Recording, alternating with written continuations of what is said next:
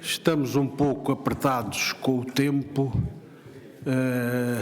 pela sessão de encerramento e pela chegada do Sr. Ministro.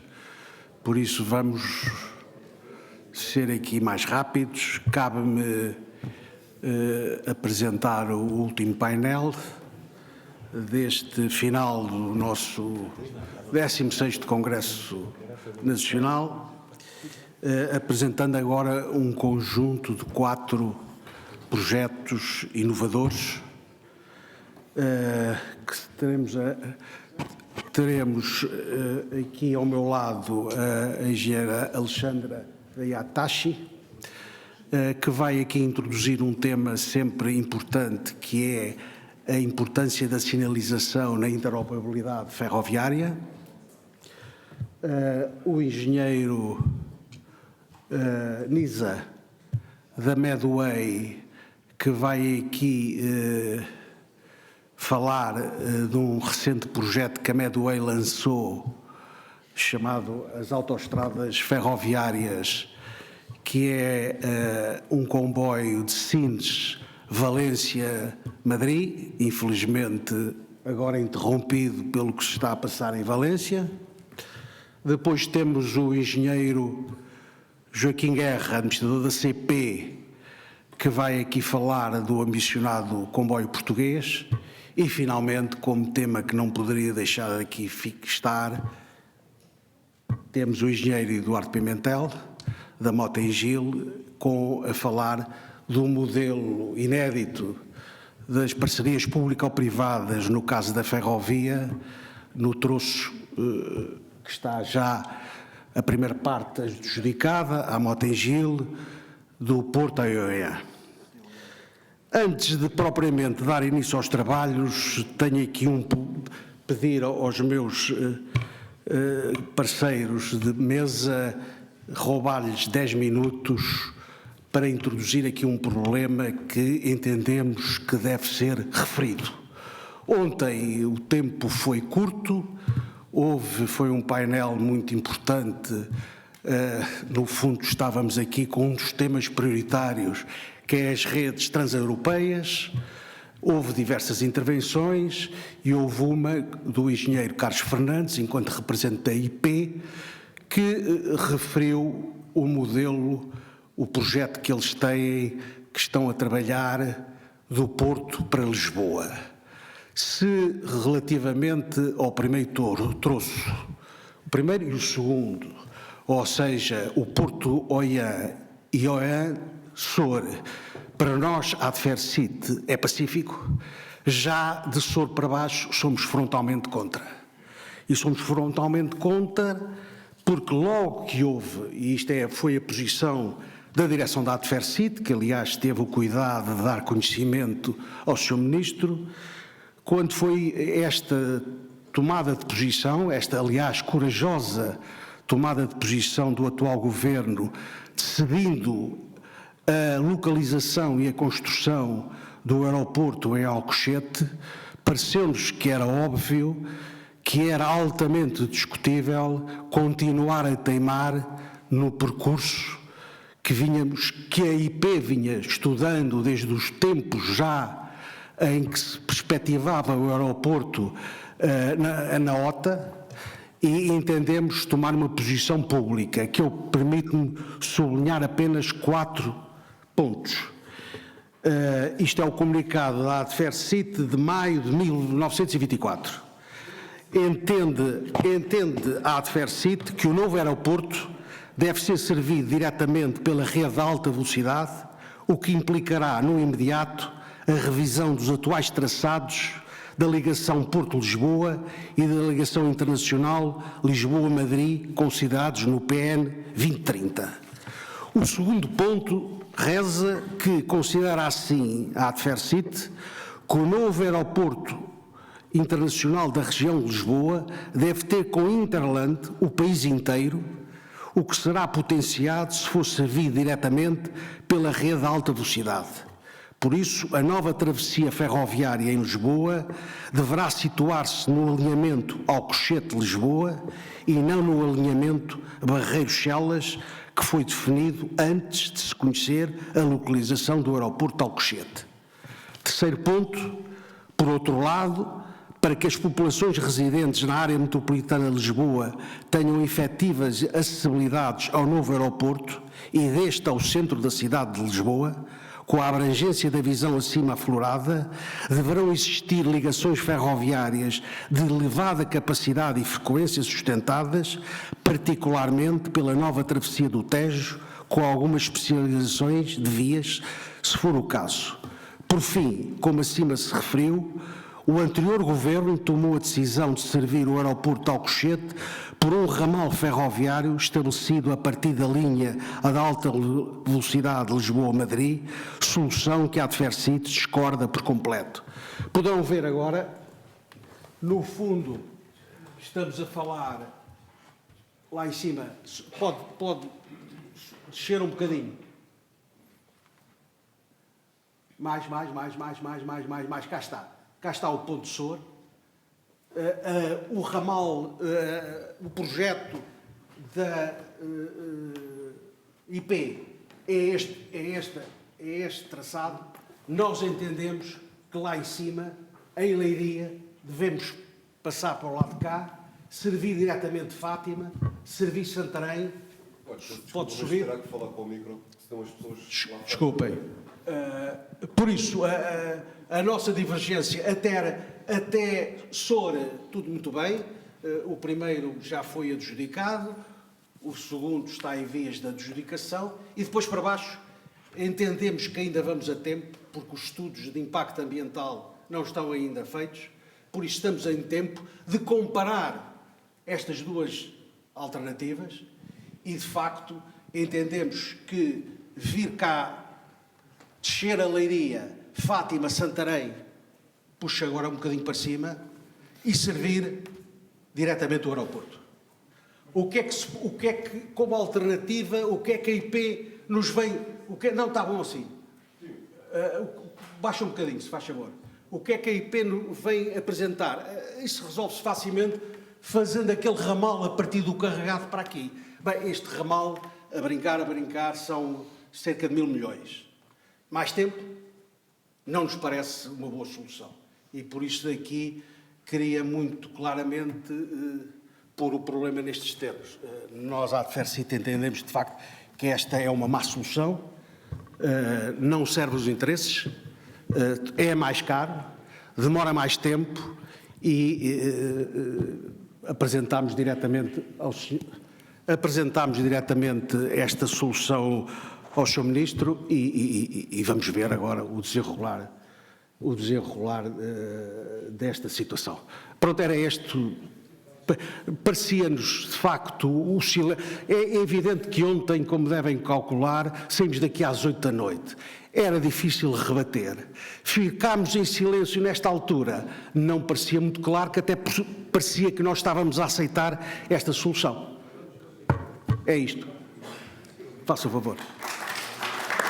Ora, então, senhora engenheira, está ali o ministro? Está. Senhor Ministro, bem-vindo.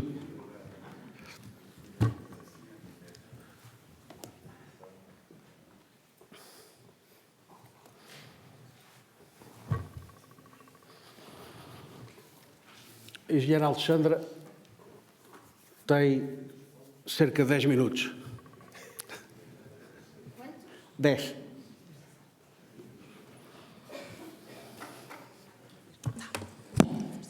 Então, boa tarde a todos. Antes de mais, queria agradecer o convite que foi feito à Itachi Rail para falar deste tema que, tendo em conta os projetos em curso atualmente para a implementação do ERTMS pela primeira vez em Portugal, nos parece bastante relevante trazer aqui a este fórum. Eu sei que este sistema já foi aqui apresentado ontem, brevemente, e por isso vou tentar não perder aqui muito tempo neste primeiro slide, mas para contextualizar o resto da apresentação, quero só relembrar que este sistema de gestão de tráfego ferroviário europeu é um sistema que foi especificado em detalhe pela Agência Ferroviária da União Europeia, pela ERA. Os requisitos estão detalhados. Isto significa que qualquer fornecedor que desenvolva este sistema tem que cumprir com esses requisitos e, como tal, isto vai aumentar, como é evidente, a interoperabilidade, que é aquilo que também estamos aqui a falar hoje. Este sistema divide-se maioritariamente nestas 3 componentes que aqui temos, o ETCS, o GSMR e o ETML. Uma que é a mais importante, que vamos aqui focar-nos hoje, que é o ETCS, é aquela que vai fazer o comando e o controle dos movimentos dos comboios para garantir uma operação segura, não é? Da nossa operação ferroviária. O sistema GSMR é aquele que vai possibilitar as comunicações entre o sistema da via e o comboio. Este sistema está-se a tornar obsoleto e tem também problemas ao nível da capacidade da transmissão de dados e, como tal, irá brevemente ser substituído pelo FR-MCS. E depois temos a componente ETML, que é a parte dos centros de comando, pronto, para fazer a gestão do tráfego ferroviário. Aquela que é a componente vital, e que por isso é aquela que nós nos vamos aqui focar, é o ETCS, sendo que esta componente pode ser configurada em diferentes níveis de operação e pusemos ali a negrito o nível NTC e o nível 2 porque são aqueles que vão ser utilizados em Portugal. Isto porquê? Porque nós temos atualmente vias equipadas com o sistema convencional, que em Portugal é o Convel, e vamos ter vias equipadas com ETCS. Para que seja permitida uma migração suave, não é, de passarmos daquilo que é o sistema convencional para o ERTMS, é necessário termos uma solução de migração que permita fazer isto de uma forma com o menor impacto possível para a operação ferroviária. Só para relembrar, que eu penso que já foi aqui dito ontem, não é? No nível 2, a comunicação com o comboio é feita de forma contínua, ao contrário do que é hoje, que é de forma pontual, o que significa que a todo momento o comboio sabe exatamente as condições da via à sua frente e pode calcular a todo momento novas curvas de frenagem e desta forma otimizar a operação e aumentar a capacidade da linha.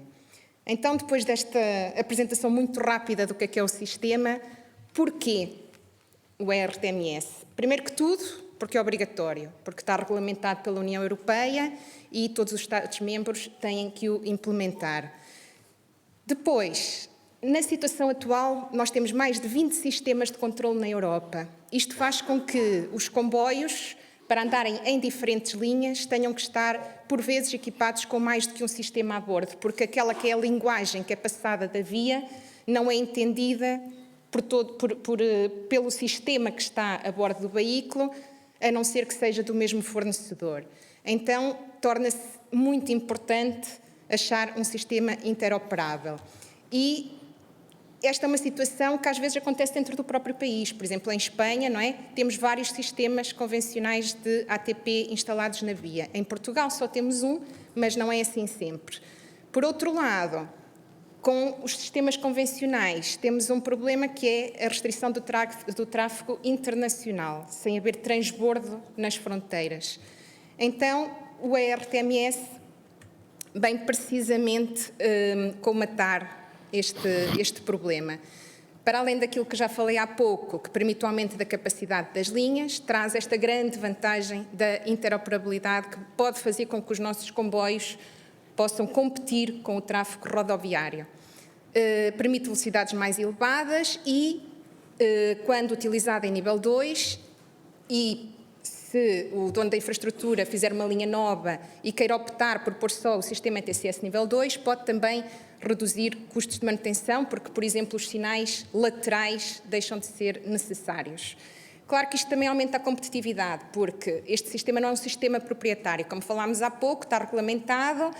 A União Europeia emitiu as chamadas especificações técnicas de interoperabilidade, as ETIs, e qualquer fornecedor tem que seguir esses requisitos. Então, deixa o dono da infraestrutura estar preso a um determinado fornecedor, porque, por vezes, para tomar uma decisão de mudar de fornecedor, implicaria desenvolver uma nova interface com os custos associados a esses desenvolvimentos. Então, o objetivo da União Europeia, não é? É, numa primeira fase, equipar com a RTMS uma rede principal, a chamada Core Network, que contém 9 corredores, dentre os quais o Corredor Atlântico, que é o único que abrange o nosso território nacional, sendo que esta rede principal deveria estar significativamente implementada entre 2030 e 2040, sendo que depois a rede global, que é mais extensa, deveria estar concluída até ao final de 2050. No que me diz respeito, acho que isto são objetivos muito ambiciosos e muito difíceis de atingir, tendo em conta o panorama atual da implementação do sistema RTMS, mas cabe-nos a todos nós que estamos envolvidos a que isto aconteça, não é? Fazer o nosso melhor para, pelo menos, impactar o menos possível nestes que são os objetivos da União Europeia. Falando agora daquilo que é a nossa situação em Portugal, os projetos que estão em curso, vou começar pelos projetos que estão em curso na via. Temos o Corredor Internacional Norte, que está ali a vermelho em cima, a linha da Beira Alta. Temos a linha de Cascais, que está ali representada a azul, não sei se se vê muito bem.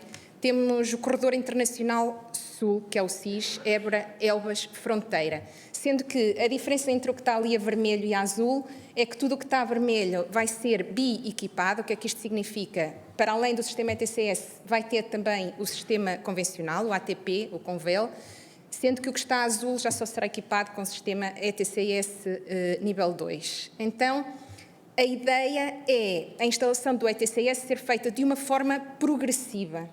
Não pode ser tudo feito de uma vez, temos Portugal todo equipado com o Convel e seria impossível trocar tudo de uma vez só, até porque depois temos os nossos comboios, todos com o sistema antigo, que não iriam saber ler os novos telegramas que vêm das Eurobalizas, que é assim que lhes chamamos, e também não podiam comunicar através do GSMR com o sistema ETCS de via.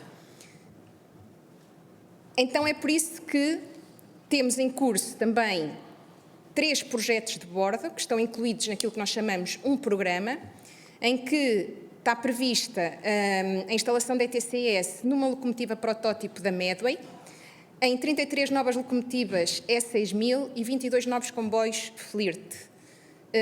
Este sistema de bordo, quando estamos a falar de comboios ou de locomotivas novos, é obrigatório que eles tenham ETCS já, está regulamentado dessa forma, e este sistema de bordo tem que ter algo, digamos assim, adicional que permita que estas locomotivas e estes comboios possam na mesma andar nas linhas que estão equipadas ainda só com o sistema convencional.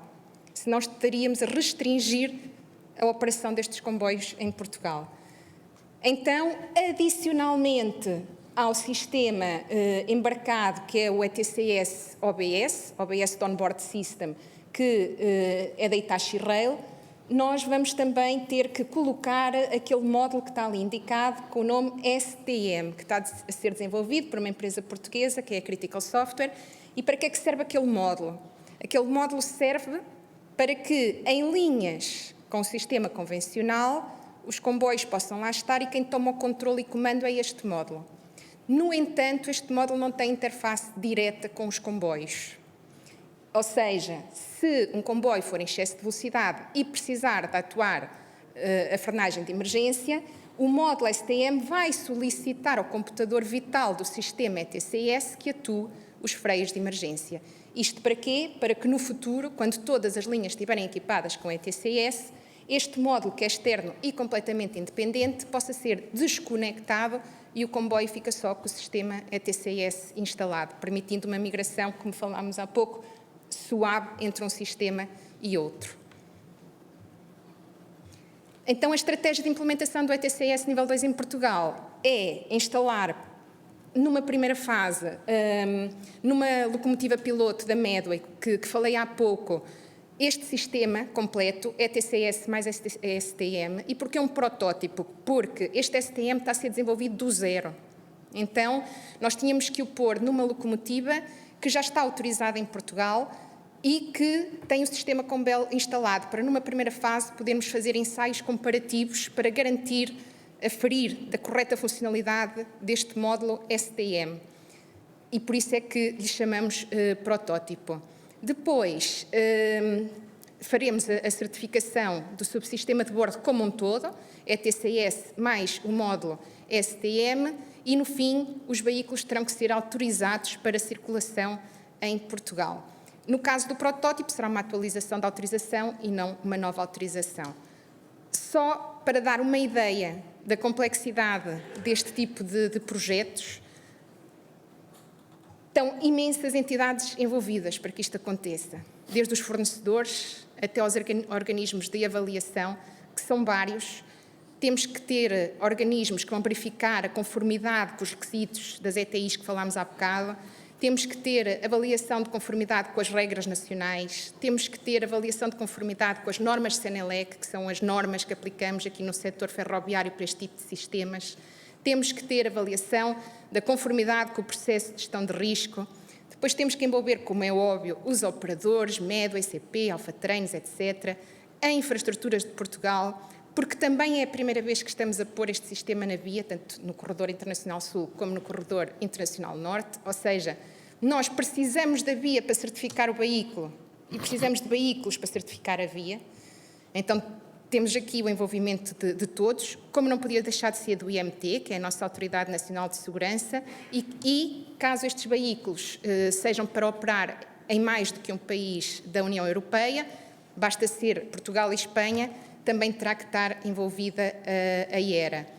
Para reduzir alguma complexidade, por vezes, estes organismos de avaliação, nós tentamos que a mesma entidade faça o papel de ISA e de NOBO ao mesmo tempo, mas com certeza que todos nós que aqui estamos e que trabalhamos com projetos e que andamos nisto há muito tempo, sabemos que muito dificilmente um projeto chega ao fim sem que se fuja daquilo que estava inicialmente planeado, ou seja, aparecem muitos desafios pelo meio e este não vai fugir à regra, não vai ser algo fácil, mas é importante que todas estas entidades aqui listadas, não é, estejam comprometidas em se focar no rumo certo e em sabermos dialogar e podermos, em conjunto, tentar atingir aquelas metas que foram estabelecidas pela União Europeia e não ficarmos para trás quando comparados com os outros Estados-membros.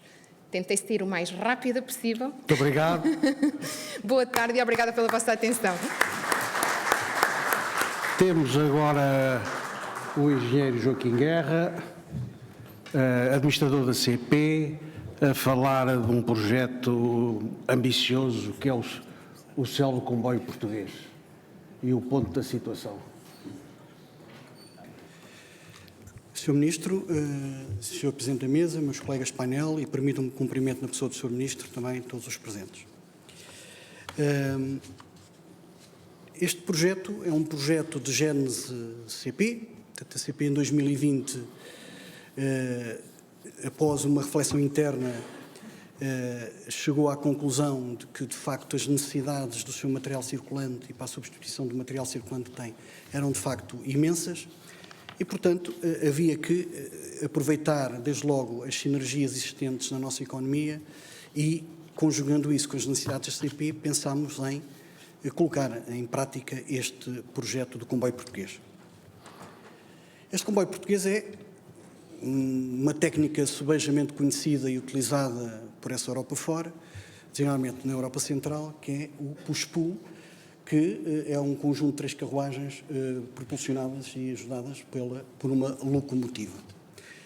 É um sistema extremamente útil do ponto de vista operacional, porque permite agilizar, designadamente nas estações de topo de origem e destino, toda a operação da CP, evitando, por exemplo, um investimento em pessoal de manobra e também agilizando toda a manobra na estação, o que permite poupança de recursos, poupança de tempo. Pusemos então em prática, ou de pé, um consórcio que é liderado pela CERMEC, que é constituído por 13 entidades do setor privado, do setor público e da academia. O líder do consórcio é a CERMEC, uma empresa de metalomecânica do norte do país. Quando idealizámos este comboio, ou este projeto, digamos assim, fizemos uma análise interna e achávamos que, de facto, fazia todo o sentido lançar um projeto desta natureza pelos benefícios que ele trazia. Desde logo, pela melhoria sustentada da balança de pagamentos, pois sabemos que, com diminuindo as importações, a CP tem, neste momento, uma necessidade de centenas de veículos que precisam de ser substituídos nos próximos 20 anos. E este projeto pode abrir portas para que essa substituição se faça mais rapidamente. E, ao mesmo tempo, recorrendo à economia nacional, como viram na constituição do consórcio, o que permite também o potenciar da economia e, consequentemente, evitar o recurso a empresas estrangeiras para a incorporação de mão de obra e de tecnologia neste projeto. Aumenta também as exportações, na nossa perspectiva, porque sabemos que a aposta no modo ferroviário da União Europeia é uma aposta consistente, é uma aposta que não pretende ficar na gaveta. Portanto, isso é o discurso da Comissária Europeia, é perfeitamente consentâneo com esta visão. Temos também conhecimento do movimento enorme que há aquisitivo de material circulante, veja-se o exemplo paradigmático de Espanha, e depois a oportunidade que existe de podermos exportar o produto final e, simultaneamente também, porque hoje em dia o setor ferroviário, a construção de material ferroviário é muito de incorporação. Basta verem que um fornecedor de material circulante, à sua responsabilidade, terá cerca de 25% de construção do material. Todos os outros 75% é por incorporação. E, portanto, este é também um bom exemplo disso. E, portanto, como nós pretendemos, de facto, também incorporar produtos novos, todos os membros consorciados, os membros do consórcio, terão, de facto, a oportunidade de certificar os seus componentes e podê-los exportar. Aliás, há o exemplo, creio eu, que um dos elementos do consórcio já terá inclusivamente feito ou obtido um contrato no estrangeiro, precisamente à conta deste projeto. E, por outro lado, revitalizar também a indústria nacional. Algumas das pessoas que trabalham connosco ainda são da antiga Sorefam. Hoje em dia, para quem não saiba, eu diria, não é a totalidade, mas a esmagadora maioria do material circulante que a CP utiliza, hoje em dia, foi da ex-Sorefam. E, portanto, este projeto tem também esse objetivo, ou seja, ir buscar as competências que nunca saíram de cá, elas estão cá, e revitalizá-las. Depois, ao fazer isto, de facto, nós temos também como consequência a diminuição do custo do ciclo de vida do projeto, portanto, quer na aquisição dos veículos, quer na sua manutenção, onde nós somos, de facto, muito bons, quer ainda na operação, pelas facilidades que um projeto desta natureza pode trazer. Depois, claro, traz consigo também um impacto na competitividade do tecido empresarial, quer na diversificação de setores e mercados, quer também nos produtos certificados que se prevê venham a ser obtidos no final deste projeto.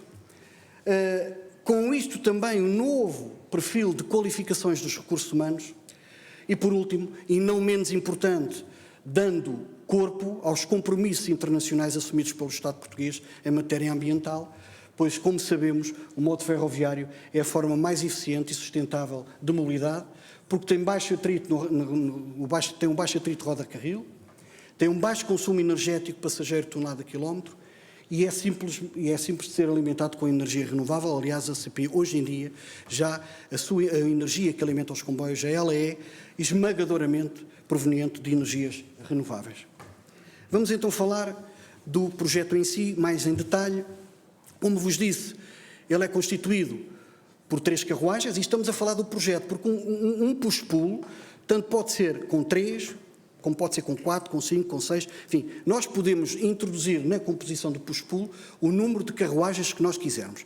Este, como é um projeto piloto, assumimos como tendo 3 carruagens. Uma carruagem piloto, na qual será enxertada uma cabine de condução, que estão a ver aqui, é uma cabine de condução com 40, e uma carruagem com 48 lugares de primeira classe e será um sistema que será ele propulsionado por uma locomotiva da série 5600.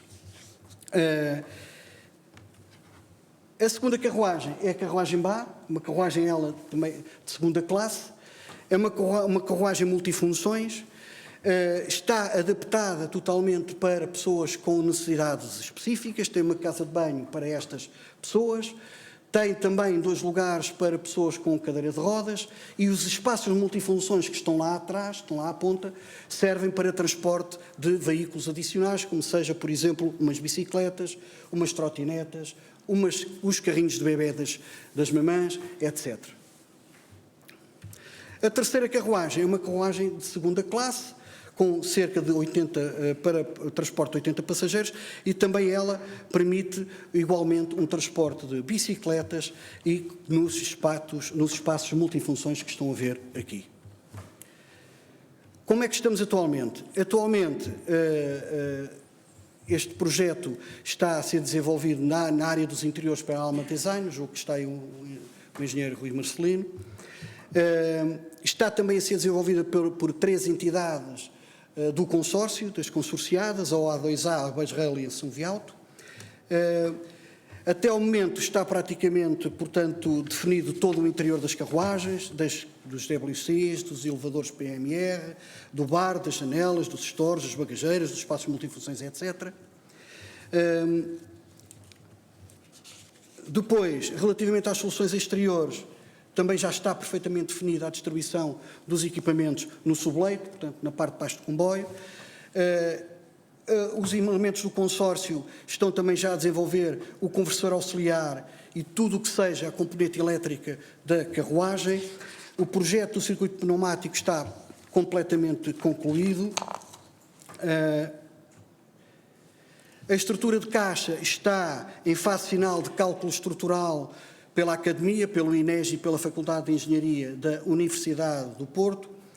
Estamos a aguardar também o fornecimento de perfis para iniciar o fabrico do leito, para os painéis laterais e para o tejadilho. Relativamente à cabine de condução, foi concluída a modulação em 3D e está em fase de projeto a integração dos equipamentos na mesa de condução. Em fase de montagem também estão os equipamentos no interior da estrutura, que designadamente acomodará o conversor auxiliar que está a ser desenvolvido por um dos membros do consórcio, a Nomad Tech.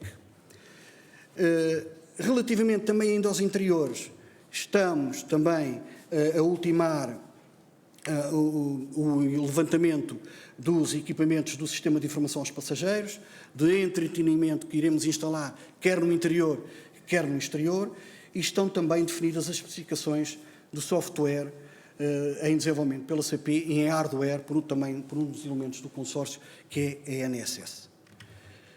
E é isto que tenho para vos mostrar. Temos um prazo curto e apertado do PRR para executar este projeto. O projeto está sobre carris. Temos também a questão dos bogis para incorporar, que chegarão a breve trecho, e, portanto, eu diria que o projeto está na linha como nós gostamos que esteja. Obrigado.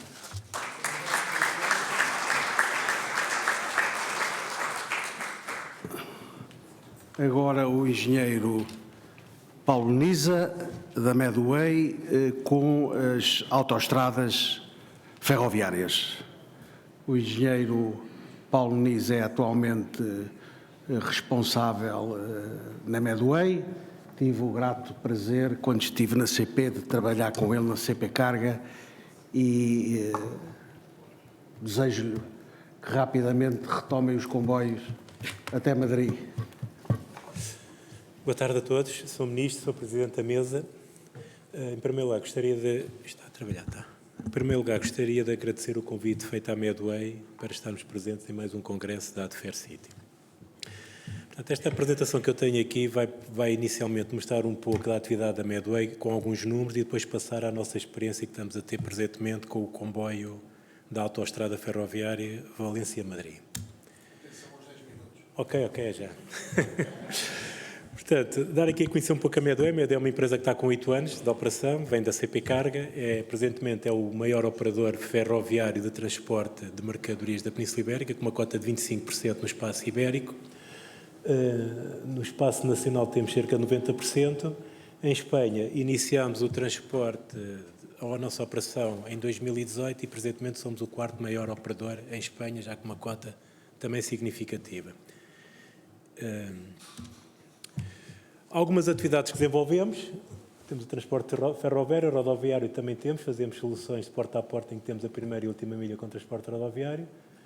Temos uma rede já de terminais nossa em Portugal, o terminal em Sines e um terminal no entroncamento. Mais recentemente foi-nos dada a gestão de 3 terminais na Extremadura espanhola, Badajoz, Mérida, Nova Almoral, de La Mata. A nível da manutenção, fazemos a manutenção nas nossas oficinas do entroncamento de todo o parque diesel de locomotivas, bem como todos os vagões. Temos uma componente industrial também, ligada à logística. Uma componente trainee, que temos uma escola de formação em Madrid que forma presentemente 50 maquinistas para o mercado ibérico por ano, para todos os operadores ferroviários, incluindo a própria Renfe. Temos a carga aérea muito pouco, armazenagem, consolidações e soluções integradas, que é o tal, o porta a porta e o serviço completo ao cliente. Portanto, aqui um pouco dos nossos números, 7,5 milhões, 35 locomotivas diesel, 42 locomotivas elétricas no espaço ibérico e 4 locomotivas interoperáveis que nos permitem fazer o transporte entre Portugal e Espanha sem o célebre problema que foi aqui falado pela engenheira Alexandra do Convel versus ASFA. Permite-nos que essas locomotivas possam fazer um Lisboa-Barcelona com a mesma locomotiva e assim fazermos umas entregas mais rápidas. 2.600 vagões e 138 voltas ao mundo por ano. Portanto, esses 5,5 milhões representam 138 voltas ao mundo, o que faz com que sejamos o primeiro operador de mercadorias privado na Península Ibérica. Se aqui incluirmos a Renfe, passamos a ser o segundo operador, dado que a Renfe tem um volume bastante considerável em Espanha. Aqui está a nossa cobertura nacional e ibérica, portanto, a nível nacional cobrimos o país inteiro e a nível de Espanha, consoante os negócios que vamos captando, vamos aumentando a nossa rede de influência, onde já fazemos toda a operação com locomotivas Medway, maquinistas Medway e vagões Medway. Portanto, temos algumas conexões com outros operadores para fazer tráfego transfronteiriço entre Portugal e Espanha, Espanha-Portugal, mas o desenvolvimento da Medway está assente nos nossos ativos, quer a nível de pessoas, de locomotivas e de máquinas. Só para dar a entender, presentemente o nosso volume de atividade está centrado em 70% no tráfego nacional em Portugal. Transfronteiriço temos cerca de 10% de tráfego transfronteiriço e já estamos com 20% de tráfego em Espanha, com 6 anos de atividade. Agora, passando aqui um pouco aqui às emissões de carbono e fazendo aqui entre o modo rodoviário, uma comparação entre o modo ferroviário e o modo ferroviário, neste caso a Medway, temos aqui uma eficiência de 77% relativamente às emissões de CO2 para a atmosfera, e se olharmos aos valores de 2023, temos que a Medway versus rodovia, com a carga que foi transportada da Medway, teve uma emissão de 37 mil toneladas para a atmosfera versus os 125 mil do modo rodoviário. Portanto, aqui estamos alinhados com o transporte sustentável. Inclusive, começámos a emitir já certificados de transporte sustentável a todos os clientes que trabalham connosco e operam connosco no transporte. Agora, passando um pouco às autoestradas ferroviárias e ao projeto um pouco mais à frente, temos aqui um pouco a definição da autoestrada ferroviária, um transporte intermodal, que permite transportar por via férrea caminhões, semi-reboques e reboques. Objetivo: combater alterações climáticas e estar ajustado com o cumprimento do Pacto Ecológico Europeu ao nível das emissões de CO2 e a tal sustentabilidade do transporte.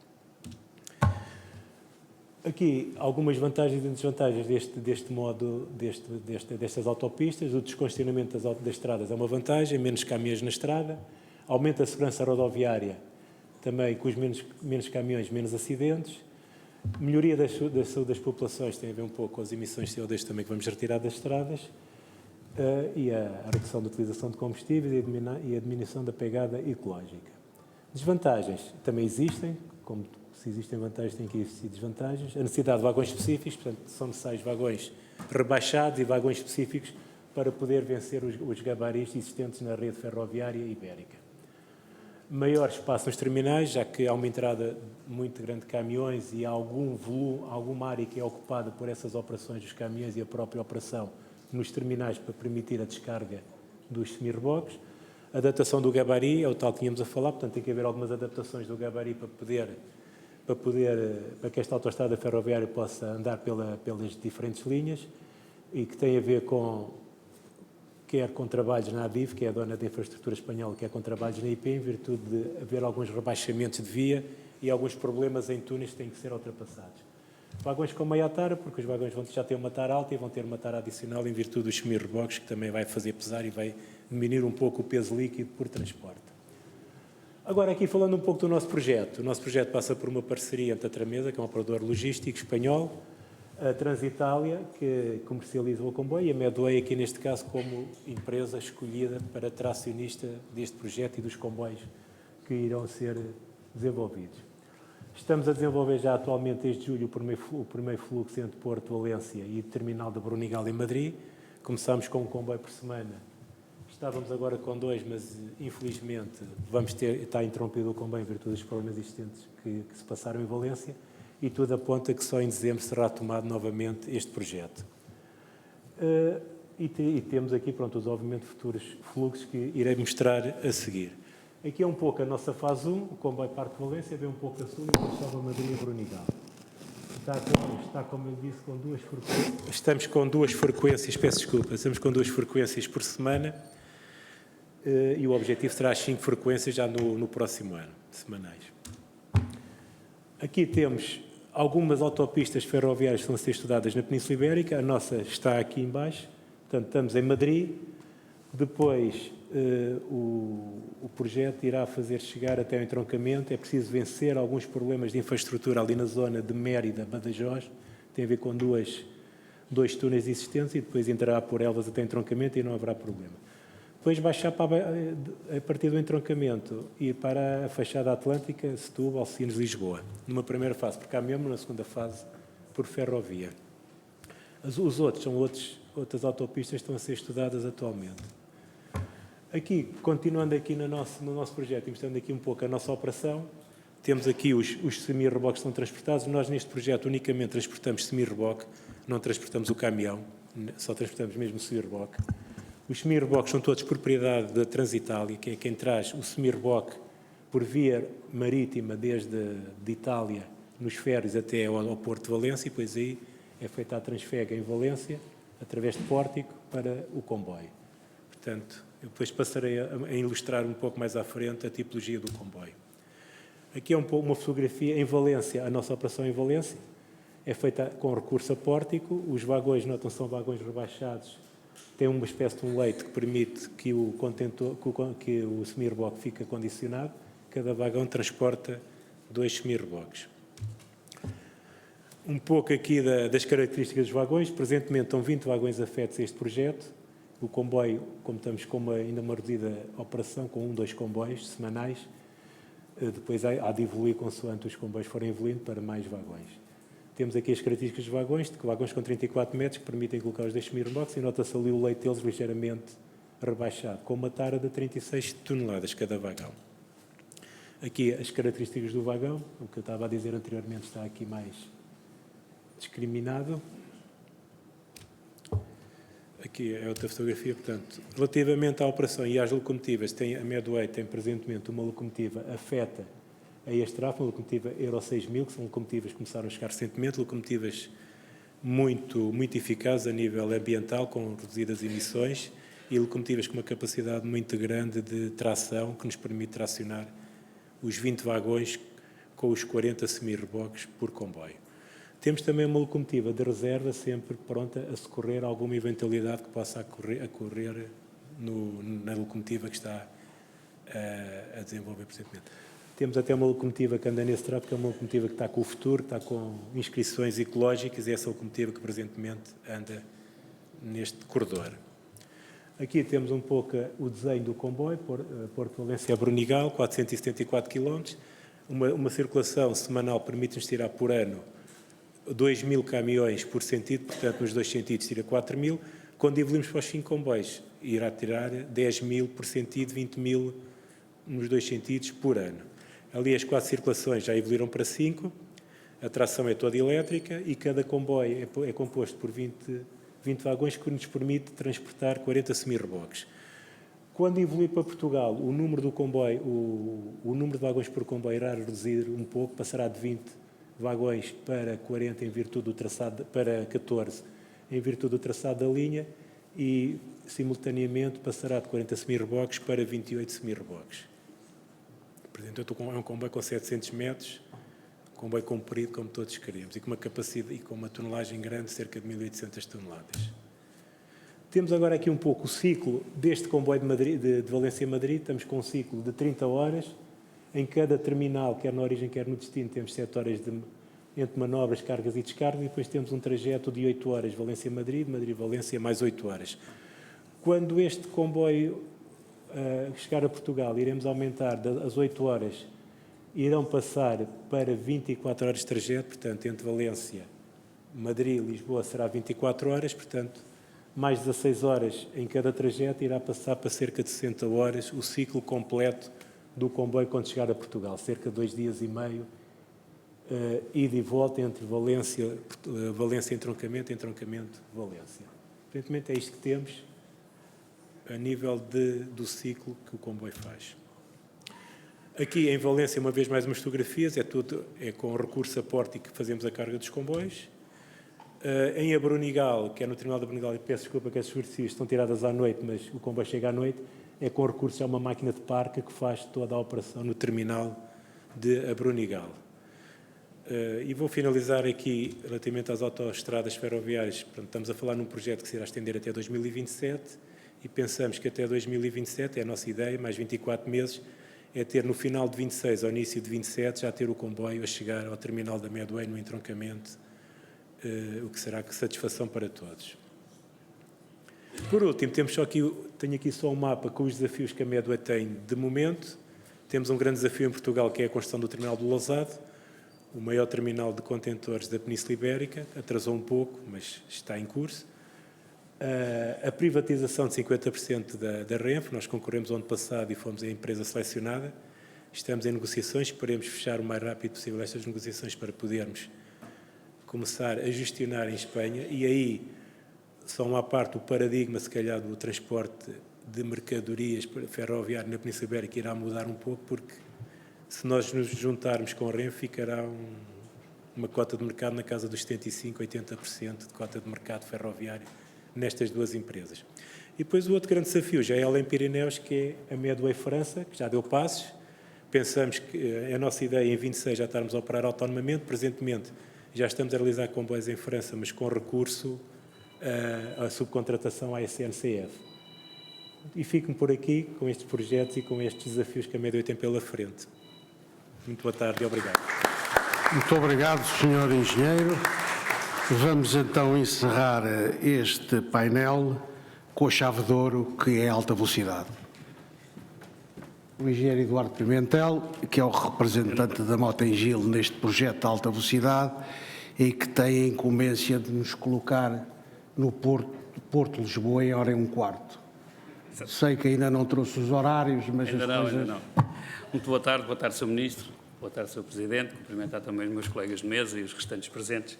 Enfim, eu prometo ser telegráfico e, enfim, à boa maneira, eu como sou empreiteiro fiquei para o fim, portanto vou ter que cumprir o prazo e seguramente cumprirei. Bom, relativamente à questão das PPPs, eu não vou estar aqui com a calendarização do projeto, porque julgo que todos vocês o conhecem, vocês estão ligados a esta atividade e, portanto, não vou estar aqui a amassar-vos, julgo que todos conhecem o calendário, o projeto, aquilo que está desenhado e, portanto, não é isso que eu queria falar.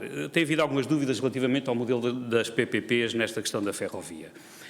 Eu acho que se nós todos pensarmos um pouco na nossa experiência com PPPs, elas foram um caso de sucesso. Vai ver, nós hoje temos uma rede rodoviária que muitos podem criticar por ter sido excessiva ou não, mas não é isso. Ela está feita, permite-nos a todos circular no país em segurança, ligou o país de uma forma absolutamente incrível. É uma rede que não nos envergonha em nenhum país europeu e foi o modelo das PPPs que permitiu construir isto. E, portanto, o modelo das PPPs ferroviárias vai seguramente permitir a mesma coisa.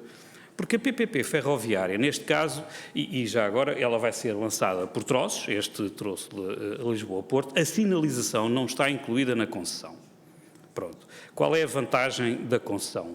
Em primeiro lugar, ela inclui a manutenção à partida, o que sob o ponto de vista técnico e sob o ponto de vista do concessionário, que somos nós, Motengil, também nos vai obrigar a escolher soluções de projeto e a ter o cuidado na construção, porque também vou ser eu que vou ter que a manter durante 25 anos.